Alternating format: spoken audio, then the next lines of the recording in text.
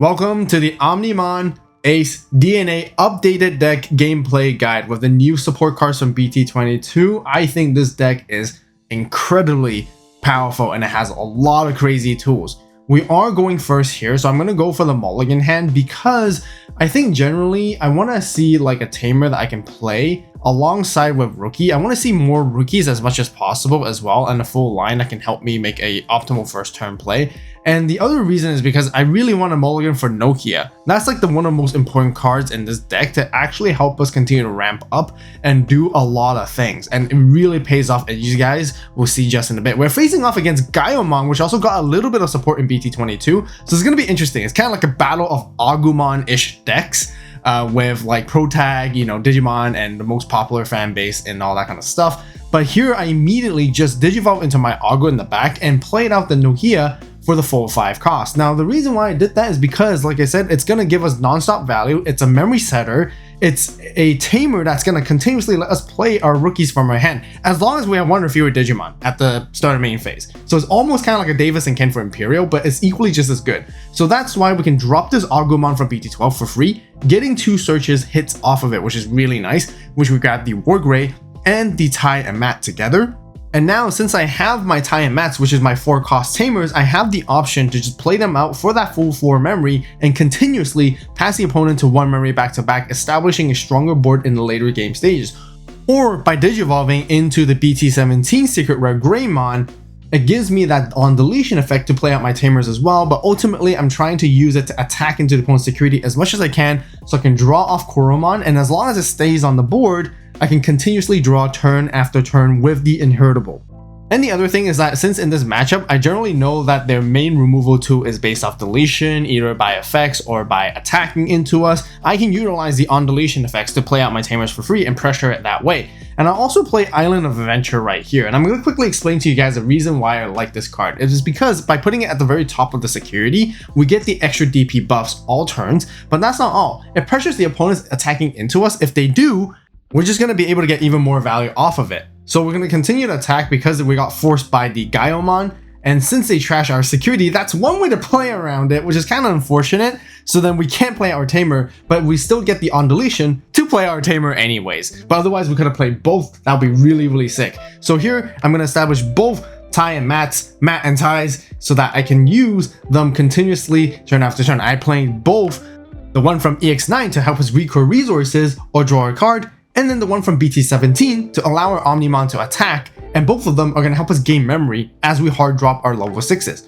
Going to push out the Gobble here and use the starter main to draw, and as well now we don't have a rookie to play off of Nokia, which is a little unfortunate because now we're kind of stuck with level 6s, but I noticed that the Gaiomon there doesn't have protection. So with that, might as well just go into this Metal Garurumon, which I can warp on top of my Goblemon for full 6 cost. And because I have Nokia and both the Tai and Mats, I can put the opponent back to 1 memory by gaining 2, and then I bounce the Gaiomon back to their hand, forcing them to go into it all over again, just so that they don't check into our security in this turn, because if they do, and maybe if they have a Blitz Omni, or if they have anything that can finish the game off, that could be relatively dangerous. So now we're able to find a BT22 CS Gabumon, which is fantastic because this is a really good searcher to help us hit cards with CS trait, which most of our new Omnimon support have that trait alongside with anything with Omnimon and its text. So by grabbing Miraculous Mega Knight, I can use it to play out a rookie back from the trash, which is specifically that I need is Agumon because I'm looking to go for a warping play in order to go into War Greymon, which is why I decided to grab the Miraculous and I bottom decked the 2 BT17 War Greys earlier because I felt it was more important during that time. And luckily with the Agumon BT12 search, I get to find it back, which is probably the only copy I can work with for the rest of the game since the other 2 are bottom decked. But the whole idea is because I actually want to warp into the newer War Grey here, and then I can gain all that memory back thanks to the Tai Mat now to gain like up to 4 memory in total, and I have the choice to actually DNA if I need to.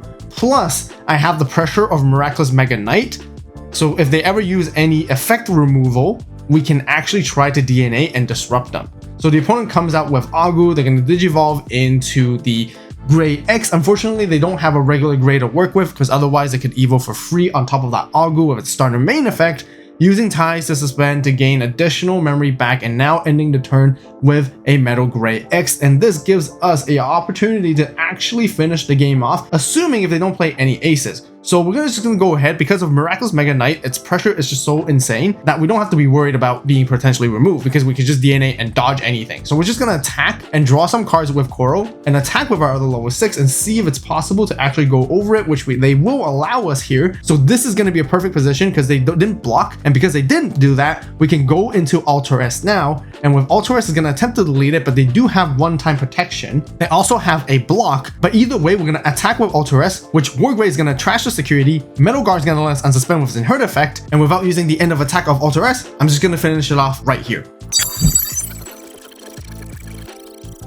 For next game, we're facing off against Sendromon, Nabutmon, the Puppets, and Kaguyamon, which definitely got a bit of support in BT22, so definitely really strong power upgrades. We are going second, and I decided to not keep this hand just because I felt like with Gabu and a Nokia is nice, but the downside is that Gabu is not able to draw a card if you don't have a mat, and having Nokia is not enough as we use the starter main. So that's why I decided to mulligan. Not the greatest afterwards. It's still going to be a slower start for me overall because there's no rookie, but that's okay, because the whole idea is that I want to drop down the Nokia here, and then I'll probably just try to play mat and ties back to back as soon as I can. It looks like the opponent was able to go for a crazy turn 1 combo by playing the Fable Waltz option, playing out the Arisa playing out a Shumon, but the Shumon is not a Searcher Shumon, so they're not left with a lot of cards in their hand, and this questions the follow-up that they actually have. But they are going to have a lot of crazy setup later, which can really ramp up and go crazy, because this deck is insane,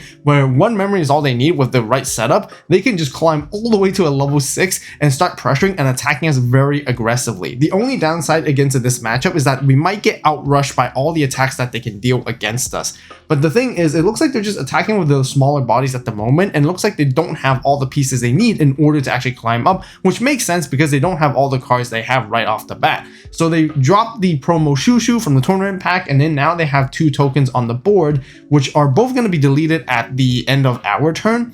So I am going to use Nokia to play out the Agu to search. I did find the other Agu just by drawing, and I could Digivolve there, and I don't really need to play that off just yet to grab anything back I need from the trash. So the reason why I went into the Greymon is so that I wanted to delete their Shushu, and even with the tokens deleting at the end of my turn, they're going to minus a total 6k, but Greymon is actually going to be able to survive with a barely 1k left, because thanks to Nokia plus the inheritable of the Agumon, making it 7k, which is just enough to let us live on the board. I mean, even if it gets deleted, it wasn't that bad, because then I would be able to play out the other mat and tie that I have in my hand. And I noticed that the opponents just push up the Omnimon, and they're only really able to not do too much and pass their turn.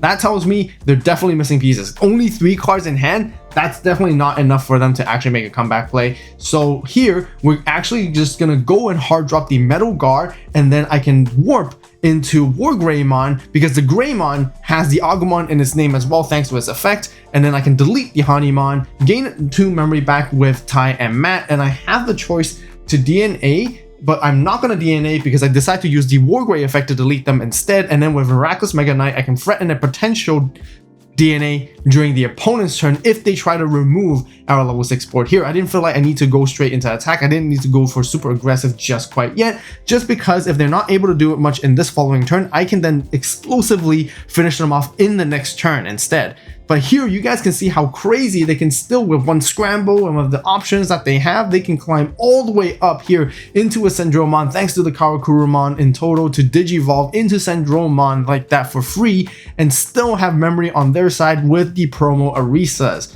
They have the option to actually swing and attack into us and potentially DP reduce our board to kind of like stabilize, but the thing is they don't know is if they try to attack into us, we can DNA and interrupt them. But if they don't attack into us, we're going to finish them off here either way, which they won't see it coming. We're going to attack with Agumon first, draw off Koro here, and then we can safely swing with Wargrave, which is at least 13k, so it should survive to most things. And I didn't really want to risk it just yet because there's no need to, so I'm just going to go ahead and DNA into Metal Guard myself. and which is gonna get rid of their highest level Digimon, which is gonna be their Sendro. They're gonna pop the token to protect it, but we can swing Trash Unsuspend, and after the second attack, we'll use its end of attack effect to play out both the Metal Guard and Wargraves back out so that we can actually delete another thing again. With Metal Guard, we can stun them down, gain memory with Matt and Tai, and then proceed to DNA into another Omni to finish them off.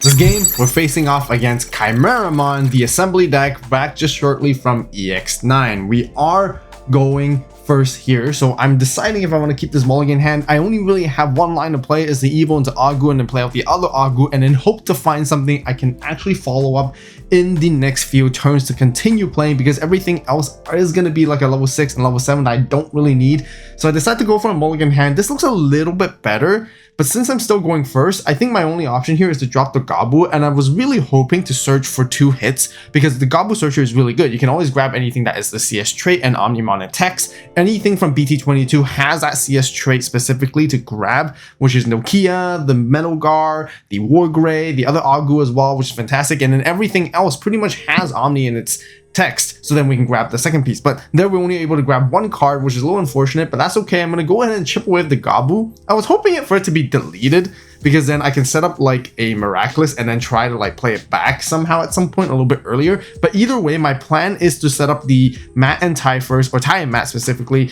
just because I can actually draw a card with their on-play effect and cycle a little bit more, but also establishing the both red and blue tamers so that I can use Miraculous Mega Knight a little bit easier there, because then I don't have the color requirements just yet. The opponent's going to push out. We're going to give them quite a lot of memory to work with because they start at 3 here with that, so they can actually easily climb all the way up into a potential Skullgray, I think, which is going to help them mill the cards that they need, and then grabbing that Chimera back into the hand, which we have to be wary of. The Chimeramon has a really strong deletion effect. If they're able to assemble like all the different colors, they can pretty much get rid of our board, and it's pretty important. And I want to establish that Miraculous Mega Knight early because it will give me that protection. And now we got our double hits off the Gabu, which one of them will be the CS trait Digimon, and then the other one with the Omnimon text, which is really good. And now we find the Nokia, and this is where I do a power play and just hard drop it for 5 cost. I give the opponent a lot of memory, which you have to be comfortable with this deck as well, which is really important because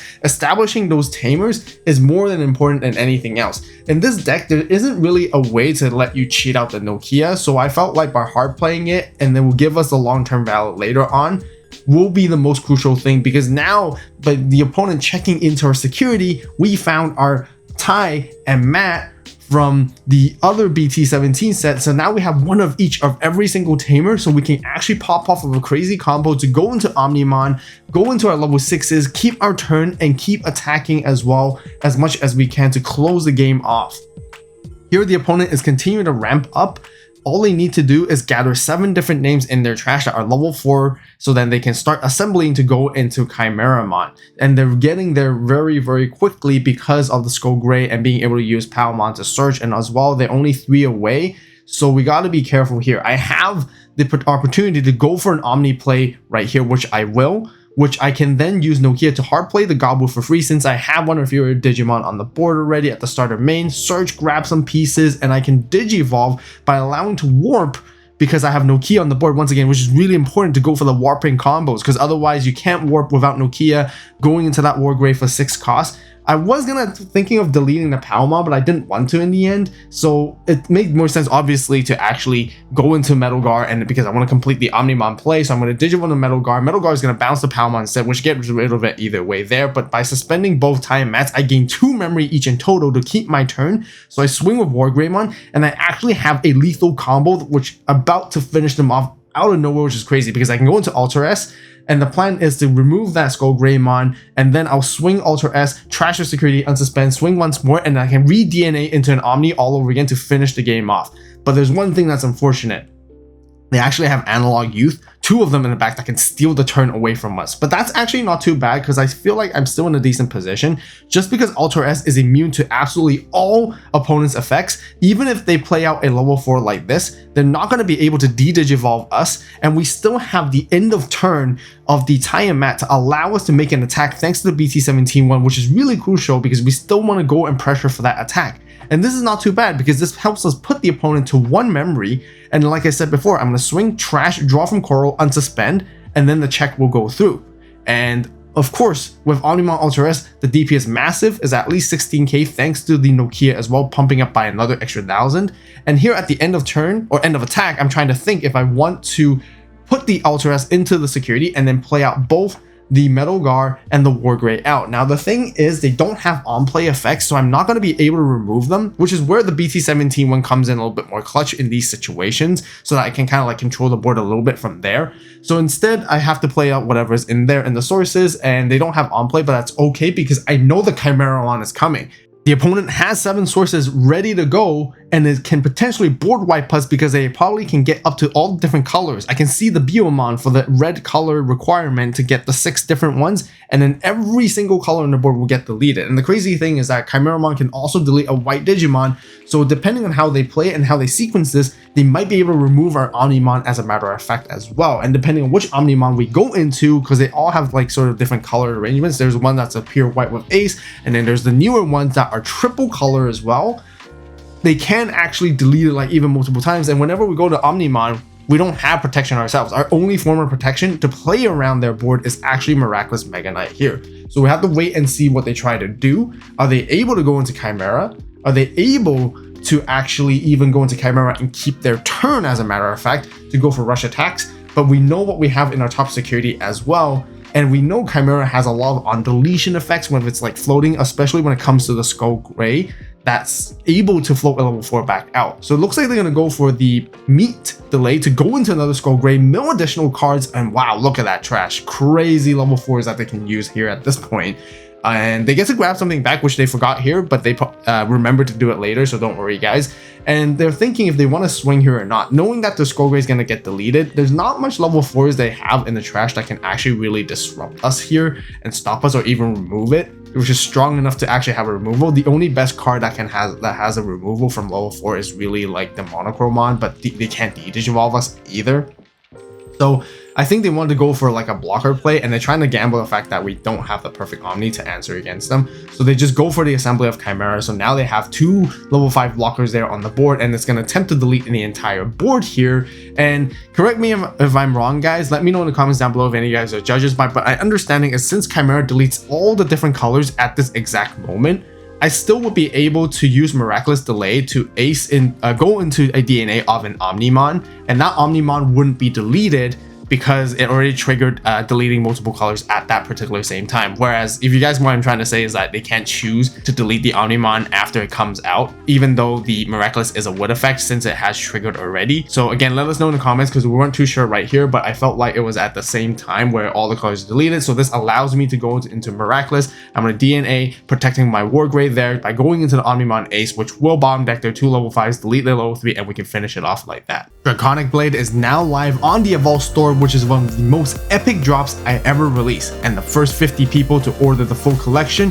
will get an exclusive memory marker during this time only. As always, thank you guys so much for watching. You guys have a great day, great night, wherever you are. See you next video, and this is AVAULT signing out.